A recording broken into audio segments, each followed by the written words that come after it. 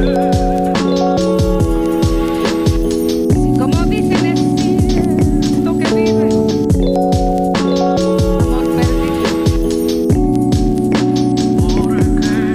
perdido. Bonjour à tous, on se retrouve aujourd'hui pour le troisième épisode de notre escapade voyage à Dubaï. Donc dans cet épisode on aura trois parties. Première partie qui concernera plus La Palme avec l'arrivée à l'hôtel Atlantis, petite vue en drone, le parc Aquaventure, l'aquarium The Lost Chambers. Ensuite, on tirera sur The Mall of Emirates, le fameux mall où un des quatre plus gros malls de Dubaï. C'est d'ailleurs celui où on retrouve la piste de ski. Et puis en dernier, l'attraction phare de Dubaï, le 124 et 125e étage de la tour Burj Khalifa avec vue panoramique. Donc c'est parti, suivez-moi. Voici présentation du petit périple. Donc on part de l'hôtel, direction l'entrée du métro. Ensuite il y a pour 25-30 minutes de métro, le tram et on finit par un monorail qui traverse la Palme pour aller au terminus. L'hôtel Atlantis. Donc voici, là ça c'est la fin du monorail pour arriver sur l'hôtel. Donc voici une petite vue en drone, ça me permet de vous expliquer 2-3 choses. Hôtel construit septembre 2008.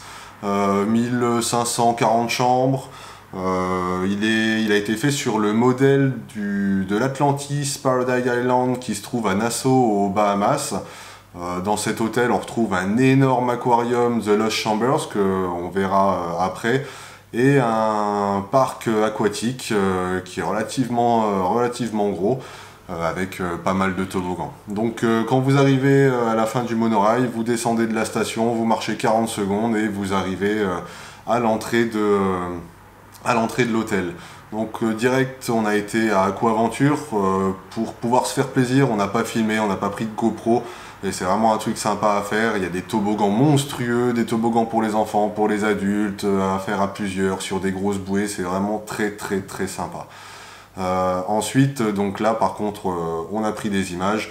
L'aquarium Atlantis, The Lost Chambers, il est incroyable. Donc il est sur le modèle, pas sur le modèle, mais sur la présentation de la cité perdue Atlantis. Donc quand vous rentrez, vous avez des petits aquariums, petits, je me comprends, ils sont quand même plus grands que nous, où vous retrouvez plusieurs poissons. Donc là, vous voyez un peu les décors qu'on peut avoir dedans.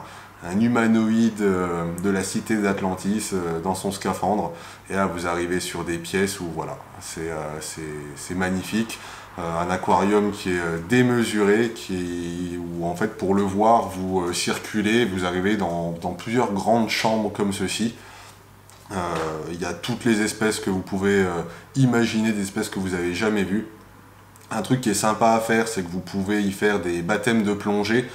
On a regretté de ne pas l'avoir fait parce que quand on voyait les gens dedans et la qualité de la faune qu'on peut y retrouver, tous ces poissons, c'est magnifique, incroyable. Je pense qu'ils avaient quand même pas mal de chance de pouvoir nager là-dedans.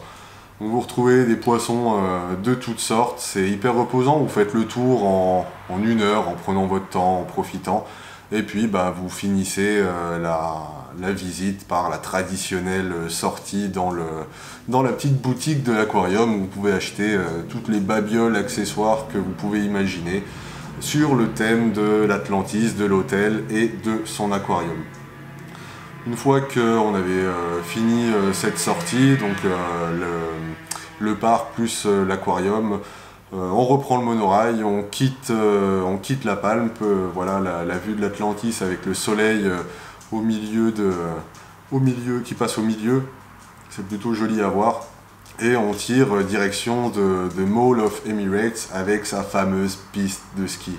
Donc le Mall of Emirates, voilà où il se situe. Faut compter à peu près pareil 20-30 minutes pour pouvoir y accéder. Le métro s'arrête pile dessus, il y a une sortie The Mall of Emirates. Donc comme je le disais, c'est un des 4 plus gros malls de Dubaï, où voilà, comme vous pouvez le voir, c'est très luxueux, c'est très beau, c'est très bien fini. Et en marchant un petit peu au bout du môle, voilà, on tombe sur la piste de ski. Donc la piste de ski, là on voit pas bien, il y a un thermomètre qui indique la température, moins 3 degrés sur une piste qui fait quasiment 1 km.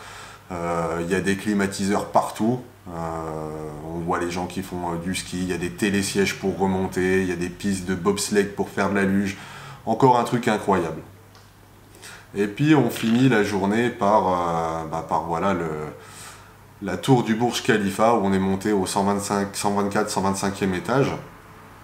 Donc là c'est plutôt pas mal, c'est bien fait. En plus il n'y avait pas grand monde, donc on a pu profiter très rapidement. On n'a pas eu besoin de faire la queue. Donc vous arrivez, vous marchez un petit peu, vous passez les sas de sécurité où votre sac est fouillé. Vous n'avez pas le droit de prendre n'importe quoi, les boissons et tout, parce qu'on peut éventuellement faire tomber des choses du 125e étage.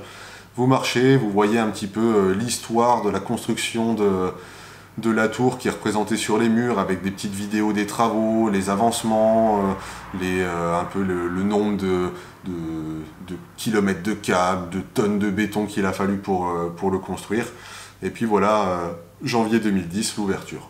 Donc vous arrivez au pied des fameux ascenseurs qui vous amènent au 124e étage. Donc ça c'est plutôt sympa à faire.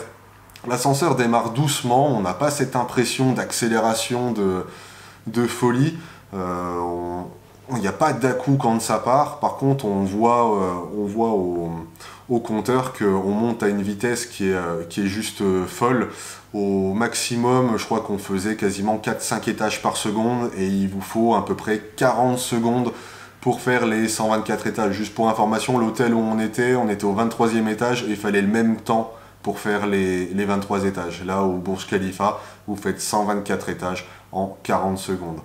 Donc, ouais, je vous laisse regarder la vitesse à laquelle défile le compteur. Vous remarquerez aussi que dans l'ascenseur, voilà, c'est un peu bling bling. Tout est fait pour montrer que voilà, c'est luxueux, c'est beau, c'est bien fini. Il y a des écrans, des lumières, des LED.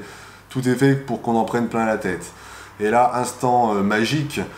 Vous arrivez au 124e, toujours pas d'à-coup, la porte s'ouvre et là vous arrivez sur le 124e avec sa terrasse. La terrasse n'est pas panoramique, elle donne que sur un côté, sur la moitié de la tour. Et là vous pouvez admirer la vue.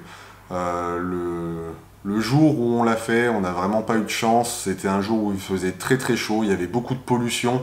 Donc voilà, les images ne sont pas retouchées, vous pouvez voir que c'est hyper brumeux. C'est brumeux, on voyait pas très loin. On pouvait vraiment se rendre compte de la hauteur, ce qui est assez incroyable. Mais au niveau de la vue, ben voilà, c'était pas la bonne période, le bon jour pour y aller. Après, on n'a pas eu trop le choix parce qu'on a réservé à l'avance. C'est pas bien grave, c'était vraiment cool. Ensuite, vous pouvez accéder au 125e étage par un escalier où voilà, vous vous retrouvez juste au-dessus de la passerelle. Au 125e étage, vous trouvez la traditionnelle boutique où vous trouvez tous les produits dérivés, que ce soit des statues, des boutons de manchette, des t-shirts. Et là, voilà, j'en avais un peu marre, donc je me suis speedé pour redescendre. Bon, je rigole. Donc effectivement, le Burj Khalifa, c'est là où Mission Impossible a été tournée, où Tom Cruise a dévalé la façade sans doublure. Donc il est temps de redescendre de la Bourge, on a fait le tour est relativement vite fait, on profite quand même pour regarder la vue, prendre pas mal de photos, vous avez la vue sur les bassins en dessous, vous vous rendez compte que le bassin il est minuscule, c'est quand même plutôt impressionnant, j'arrête pas de dire que c'est impressionnant, mais ouais effectivement vous en prenez plein les yeux, c'est à faire, c'est une attraction à faire. Et donc là, on redescend, pareil pour redescendre, 40 secondes, 124 étages. Et vous arrivez au rez-de-chaussée. Pareil, au rez-de-chaussée, vous retrouverez pas mal de maquettes, ce genre de choses, toujours sur la construction, sur l'histoire de la tour. Et puis voilà, se termine cet épisode. J'espère que celui-ci vous a plu. N'hésitez pas à vous abonner, vous cliquez sur la petite cloche pour pouvoir avoir les notifications des publications des prochains épisodes. Dans le prochain épisode, on fera l'excursion sur une journée à Dubaï, où on a été sur le site du Louvre, on a été sur le site de Ferrari World, juste à côté du circuit de Formule 1 d'Abu Dhabi. et on a été visiter la grande mosquée. Et puis en petit supplément à la fin de la vidéo, on vous mettra le saut en chute libre où c'était un instant assez magique. Doudou était un petit peu paniquée, mais elle a vraiment adoré. Donc n'hésitez pas à vous abonner pour voir les prochaines vidéos. Moi je vous dis à la prochaine et bonnes vacances.